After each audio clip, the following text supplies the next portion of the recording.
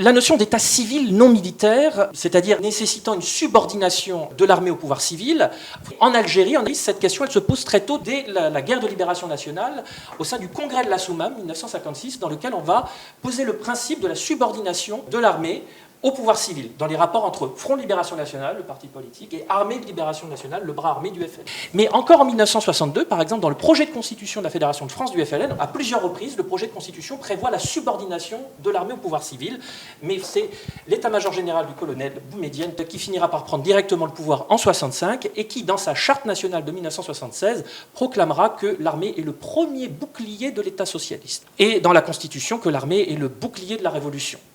Alors, ces dispositions relatives au rôle politique de l'armée, elles vont disparaître en Algérie en 1989, à l'occasion de l'ouverture démocratique. Par contre, pas les pouvoirs du président de la République. Durant les années 90, suite à l'arrêt du processus électoral qui allait conduire à la victoire du Front islamique du salut, il avait été proposé par deux comités d'experts, en 1993 et en 1996, de proclamer l'armée gardienne de la Constitution afin de légitimer en quelque sorte, a posteriori, son intervention dans l'arrêt du processus électoral en 92 et de possibles interventions à l'avenir. À cette même époque, déjà apparaissait matériellement l'idée d'un État civil, mais sur un plan formel, la notion même d'État civil, c'est dans ces années 90 qu'elle va émerger en Algérie. Alors, notamment, on a un fameux discours de Hussein Aït Ahmed, le fondateur du Front des forces socialistes en 1963, dans lequel, en 98, devant l'Internationale socialiste à Genève, puis en 99 à Alger, il va proclamer qu'il faut pour le pays un État civil non militaire et un État civil non religieux qui ne soit ni contre l'armée ni contre la religion. Vous voyez, cette idée de neutralité à travers l'État civil.